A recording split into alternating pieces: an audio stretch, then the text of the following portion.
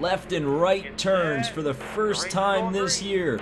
We qualified second behind Joey Logano just by a tenth. But now it's race day and time to prove our speed. As you just saw, I gave a little bit of a chop to Tony Stewart there.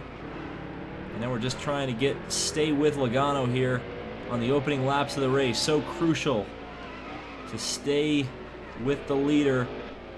Both of us were in the 117 range. The only two cars to do that in this qualifying session, in this race, in this field. As you saw, I did the Robbie Gordon line out of there and smacked the wall. Got to be careful of the curb here on the inside. You can make up some time, but at the same time, you have to be so very cautious not to spin the car out. NASCAR heat, the cars don't really like to run the curbs. Hopefully they change that with tracks like Mosport in Mid-Ohio coming in next year, in NASCAR Heat 2 just in a couple of months. But as of right now, you kind of have to walk on eggshells to make passes like this on the inside of Joey Logano. And we're going to go into the lead at Sonoma. What's funny is, I don't hear the crowd cheering despite the fact that I took the lead. It may be something they programmed into this game because it's a road course and the crowd is more spread out. Maybe if you pass in certain areas, take the lead. And we've got a yellow. Yellow flag is out. We're not going to need to pit just yet, so we're going to stay out and keep our track position. All right, so ready to go back to the green once again, leading Logano and Stewart. It's weird to not see any cars anywhere around me, but they're all behind. So here comes Logano. He's got a big run on the outside. He made a little bit of contact there.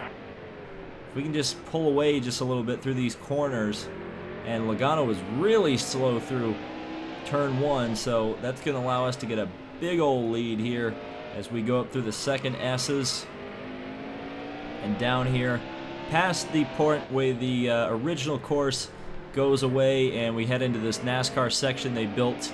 I think they built it in around 1998. They actually have changed that corner a couple times. When they originally built the NASCAR section, as I almost lose it, the camera almost glitches out as well. But when they originally built that NASCAR section, I've seen a race where it was an incredibly fast right-hander. They've slowed the corner down significantly since then, but at least the first year it was a really, really fast right-hander, which was kind of cool. I'd urge you to go check out the first year they changed the track, because it was a really cool corner. I know they probably changed it for passing reasons, because high-speed corners and stock cars don't really make it conducive to pass. But regardless, it's interesting. So down into third gear, we did a 120 on the first lap, or on the lap back for green. So that's a good lap time considering we were slow on the main straightaway. I think if we can kind of consistently run lap times under the 120 range, I think we're going to be pretty good to maintain this lead. The AI cars are capable of running sub 120 lap times around here. I just don't think they can do it consistently. Their lap time is kind of made up on the straightaways, and when they run in traffic they kind of slow down a bit. So obviously clean air for me, fantastic, especially on a road course, because you're not getting slowed down in the places that you can go faster than the AI. So that's always a good thing. Why did I downshift there? Ooh, don't want to run the curbs. Some of the curbs are really, really nasty on this track. I think they're nasty at Watkins Glen too, to be honest with you. The two road courses in this game, not the best representations, but they are what they are. Oh yeah, we're getting Road America too, aren't we? Yeah, there you go, 118. But yeah, Road America. That'll be fun. Like, that's one of the things I'm really actually quite looking forward to about NASCAR Heat 2. It's just the additional tracks. That's going to be some fun, or potentially some fun. If you could like set up your own chase or your own championship utilizing, oh boy, those tracks. Alright, so we're just going to drive completely the wrong way. That is the thing, if you get off on the grass here, you noticed I just had suddenly no grip. All of the grip was gone. And that's why I stay in third gear a lot of the time. Or shift up into fourth early like I did right there. Because the car feels like a pendulum. I don't know if that's what they were going for, but if you get it swinging back and forth, you just can't save it. It's really weird. It just starts swinging, and you just kind of have to let the car just kind of do what it does, which is usually crash into a wall. So we get up on the not-so-curb there. I wish they had the tires on the inside like they did in Dirt to Daytona. I used to play this track all the time in Dirt to Daytona, and they had the tires down the end there. It was fun to smash the AI into those tires, because I almost smashed into the tires myself. Okay, come on, David. You can do better than that. And up through the second S once again. Just gotta be so careful. This is where I really completely screwed up the lap last time. This time we don't screw up. I did put my car on two wheels, literally almost upside down on that curb during qualifying. It took me all the way into the wall. I was so high up on two wheels. I've never seen that happen before. So methinks the simulation physics aren't particularly simulation in this game, as if you needed me to point that out to you. So we get up into fourth gear. This is the deceptively fast corner on the track, where you think you can take it flat out until you try to take it flat out, and then you realize, I cannot do that. So here we come up to some lap cars as I completely blow the hairpin.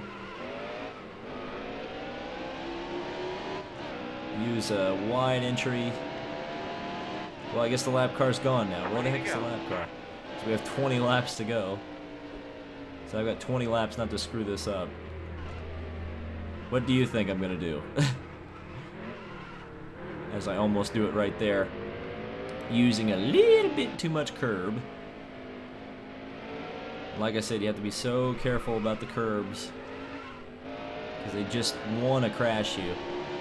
I don't know who that is and why they're so slow. Right out to the Robbie Gordon line. Looks like Blaney. What the heck's Blaney doing at the back?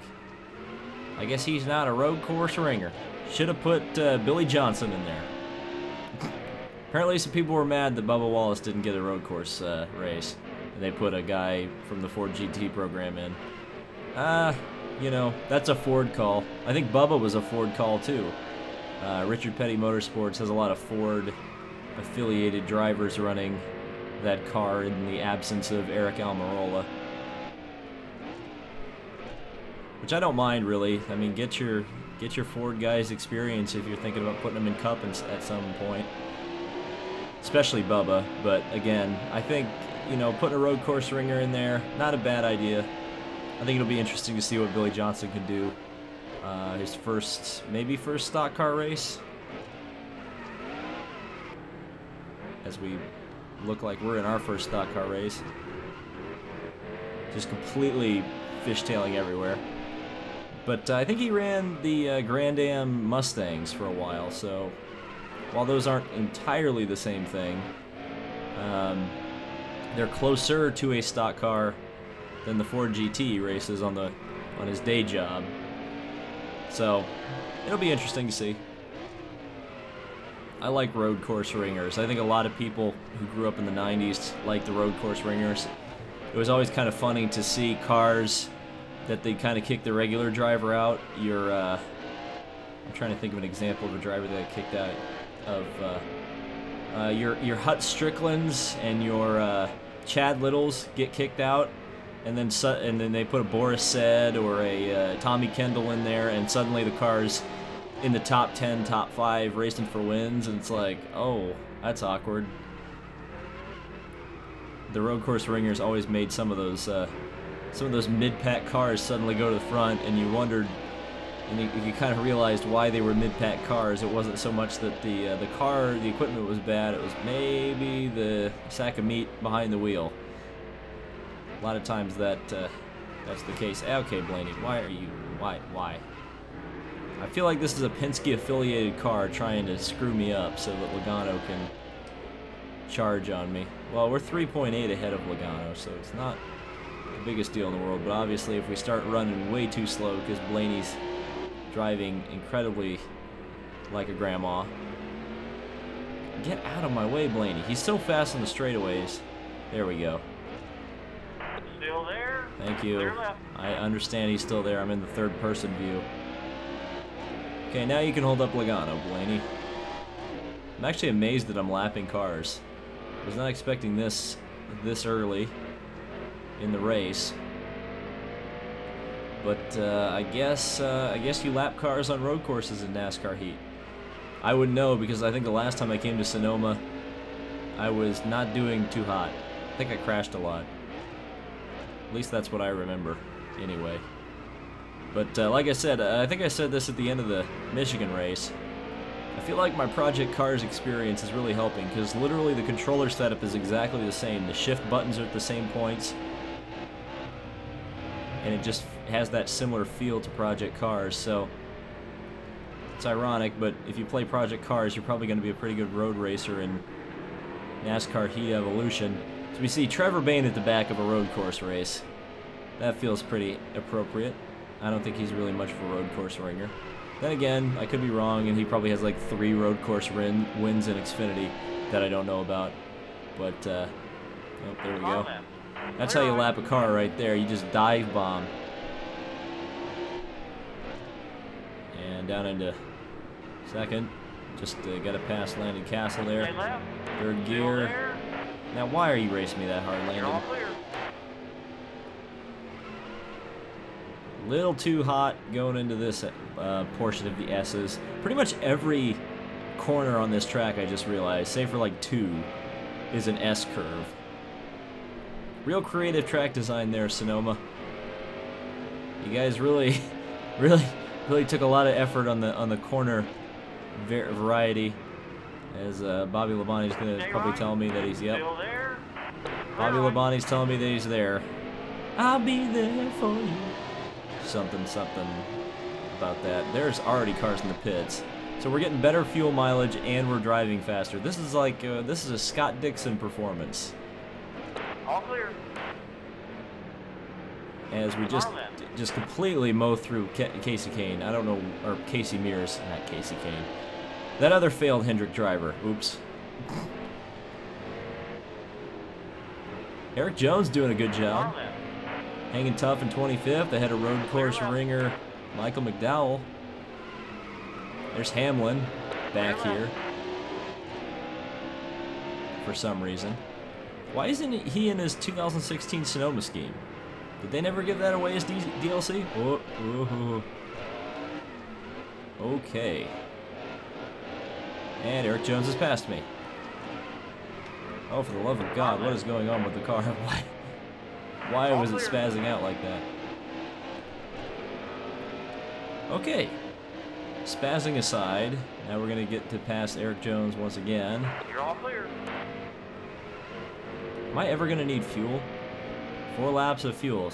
It looks like we're going to one-stop the race, which is interesting. Okay. Let's see if we can get Denny here as they just scrape off the wall for no reason. And that's going to be 3 wide, so I'm going to wisely bail out of that, and that was a wise decision because Hamlin was trying to literally kill everybody right there. That was an insane move, Hamlin. Why you do that? And we still can't pass Hamlin. So I guess Hamlin's gotten the cattle prod because he's like, oh, I'm about to get lapped on a road course. No bueno. And there's Allmendinger. Now that's unrealistic. Come on. Allmendinger should be at least 4th right now. Paul Menard is 4th. What on earth? In what universe? In what universe is Paul Menard 4th on a road course? Brad K running a 14th. Has Still Brad K there. ever won a road All course? clear. I can't remember. I think, yeah, he won the aggressive goes around race, didn't he? Oh boy. Uh-oh. Yep. See, you just, there's nothing you can do once you get up in the, about to crash into a fire truck. That's going well. Hey, Casey Kane. Casey Kane.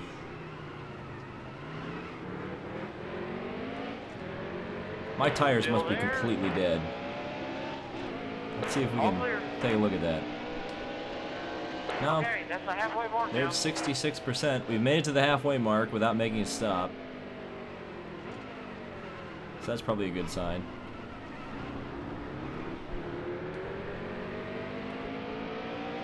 "41 seconds to Logano." That's probably pretty good, right? Even though it now says 35. He must have just passed the point where I had my little incident. Okay. That's a wide Robbie Gordon line right there. In fourth gear, or second gear. And the fuel alarm is on. So it's time for us to come in. So the goal here is going to be not to speed. So I think it's going to be a really slow pit speed.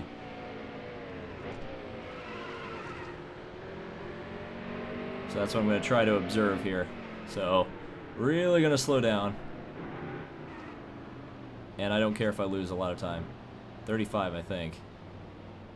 Alright, first stop of the day, and thank God there's no yellow or anything stupid like what happened at Michigan. A 15-second stop. Gonna see where we come out of the pits. Waiting. Boy, this is an excruciating amount of time. We just lost the lead to Logano, I think. And, of course, there's a yellow. So, that pretty much screwed us. Wonderful. Wonderful.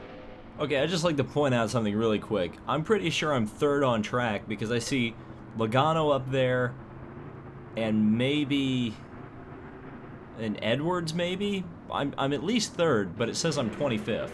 Well, now I'm 7th. What on earth is going on? Okay, alright, whatever. Get set. Here we go. The race is going green. Green is out. And we've just got to keep Logano behind us now. Logano's the real threat, as Eric Almirola is just going to drive incredibly slowly. As will Danica Patrick. We lost the position to Carl Edwards. Here comes Logano. Dang it. Alright, at least we got... No, we didn't. Stay right. Still there. Oh, this is frustrating. I hate the traffic. Car left. Okay, I guess we gotta chase down Edwards now because I'm pretty sure Edwards is the fast guy. Second gear, get that thing slowed down, get it turned. There we go. That was nice for a second. As we almost passed Edwards. We absolutely bombed it down to the corner, but just could not get it there quite. So it looks like Boyer's pulled away too, so that's a bit concerning. Come on. I know we can get it, and Biffle just slowed everybody down there. Still there. Car left. Thank you, Biffle, for that. And we're just going to completely cut the course. Okay, now we got to chase down road course ringer Austin Dillon and road course ringer Clint Boyer. Even though Clint Boyer actually has a win here, I do know that. I think he won in 2012. So I know Boyer actually can. That's a legitimate guy up there, and the game's lagging, so I suspect. Yeah, there's a yellow. So we don't need to pit. We're gonna stay out. We're probably gonna get the lead, or we're gonna be next to Austin Dillon on the restart. So let's do it. Okay. Road course ringer Austin Dillon versus us. Restarting on the outside. Here we go. Green is out. Back to racing. And just gotta be plan this move well. And Austin Dillon's just going to stop. Because isn't that what you're supposed to do in a corner on a road course? Just stop. Alright, we're going to get a little bit of revenge there. Ah, we just couldn't get by, though. I think we'll get him here. Nice last of the late breakers move. And there's the crowd cheering. There it is, as we're down in a crowd area where there actually are stands. So we've made the pass. It looks like Biffle's going around for second.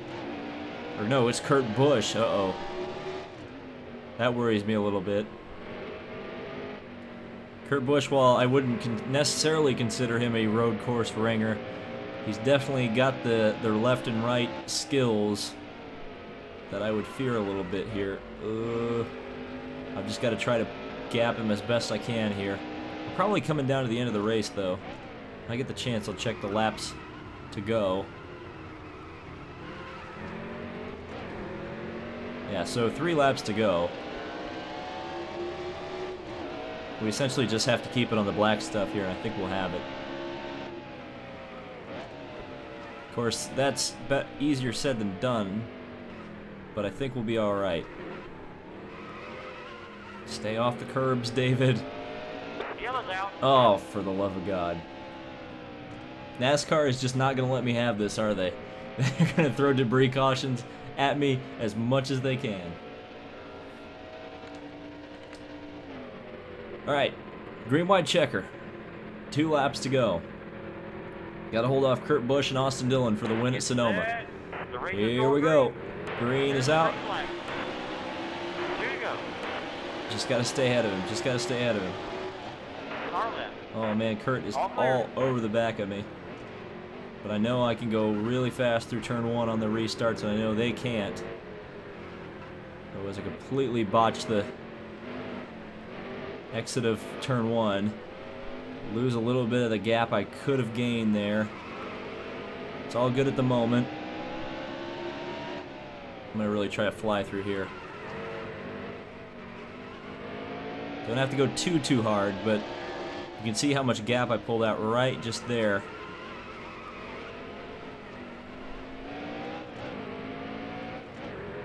I was really pushing hard there. I did go silent. I hate to go silent, but man, I was really pushing. I'd love to take this win. Get the second win of the season off the back. Off my back, I should say. Okay, we've just got to take the white. We got to take the white, cross that overtime line, and get that victory. I think this is where the AI always crash, is here in the hairpin. So we've got to get to the hairpin, or we've got to get to the line before most of the field gets to the hairpin. Okay, white flag. Here we go. Just got to be cautious. Game's lagging. There it is. We win the race under the yellow because the AI can't drive in the hairpin. Yeah! What an absolute BS ending to that race. Fans on Twitter are mad, but it doesn't matter. I got the trophy at the end of the day. First place at Sonoma. Yes! That will do it. We got a 93 speed rating. Don't know why I didn't get more speed rating or more fans for... well, I know why I didn't get fans. I probably lost all the followers on Twitter for winning a race that ended under yellow. But, yeah, that's great. So, it's a victory for me at Sonoma. What a fantastic way to end the first road course race of the season with a victory. Poor Tony Stewart. From the thrill of victory last year to the agony of defeat. We're going to get some good moolah from this race, which I'm quite happy to see. Only $300,000 to win. Unfortunately, not one of the richer races on the schedule. 25 grand from Loves, 17 from Aspen Dental, 32 from Moog. We got the fastest lap. That's great. So we get 40 from CSX, plus 81 from Quicken Loans for a payday of almost 600 grand. Points are also going to look pretty good, I would imagine, as we go up to 2 wins and 411 points. That puts us up to a legitimate 13th in the points and probably about 2nd or 3rd in the chase based on wins. So that's all good. Let's head back to the shop and see if we have any sponsorship offers, because surely Surely, after a dominant performance like that, we have some more money to be earned. Oh, and we also got a trophy. I don't know if that's supposed to be me, but I'll take it. Looks good. Thank you. Actually, is that Logano? Isn't that Logano's celebration? I don't know. Let me know in the comments. So, from Sonoma, we're going to move on again to Daytona for the Coke 0400. A pack race, a plate race. Should be pretty crazy. Can we take our first restrictor plate victory? No sponsorship offers, unfortunately, so I guess we'll have to win Daytona 2 to get some attention finally. So, thank you guys so much for watching. This has been David Land on YouTube, and we'll see you in the next video.